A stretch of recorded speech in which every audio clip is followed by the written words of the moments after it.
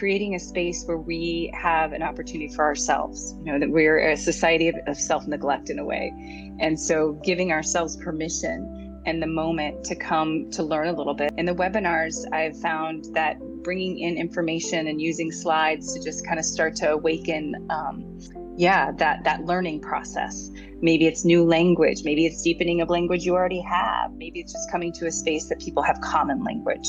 And so in that format, I'm bringing to the table, a deepening for the learning, a deepening for creating the community, and giving an opportunity to come into the community we've created to go further. There are those that have said, yes, this is for me.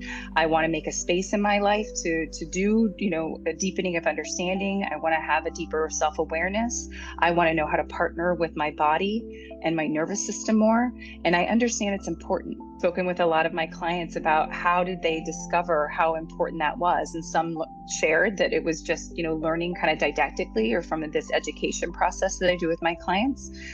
Some have said it was just the opportunity to have space where they felt safe and to hear new language.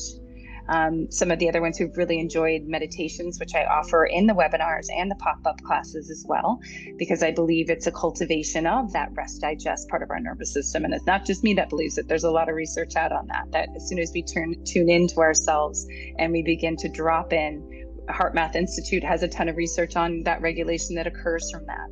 The Buddhist monks, they've got a ton of research on the gamma brain waves that are driven from that high state of meditation. I work with a company called BrainTap, and they have a program called Neural Check, which is essentially an HRV. And I love that it kind of records how the heart is talking to all these different systems. And essentially you want it really flexible, that it can respond to something it needs to, but it can go back into rest. And when they originally started using it in the performance community in the 70s, they would track an athlete's baseline, and then they would push their workout, record that level of stress in their system, and then take incremental recordings to see when they return to that baseline. So essentially, what is their capacity to load their system, and what is their capacity to unload that system? So that's another beautiful way to have an understanding. A lot of our wearables have some of that information now. It's not as attuned as this system, but it gives you some data. What's your heart rate, your breath rate, it's the tone in your system. So these are things that are becoming more available to the individual. And so this now has a lot more resonance, and it's starting to track a little bit, starting to have that understanding that our ability to have resiliency comes not from the fact that we face stress, because some stress can be building for us. It's called eustress, right? But how well do we come back to baseline? How long does it take us to go through that reset? How well do we do it naturally? And what tools do we have to lean into? And if you want to talk kind of about the chakra levels that then, kind of coordinate with the colors of the spectrum, the visible spectrum, Ruji Biv, that starts to play into the organ systems at each of those levels. And so now we're robbing vitality, rich nutrients from the blood flow, the venous drainage to pull off waste, the lymphatic drainage to pull off waste, to keep these tissues healthy and regenerating. And we start to constrict in that state of stress. Yes, it can be all over, as we've been speaking to, but it also can be in specific areas. And so are we giving them a chance to decompress, come back into safety, come back into flow, come back into harmony and connection?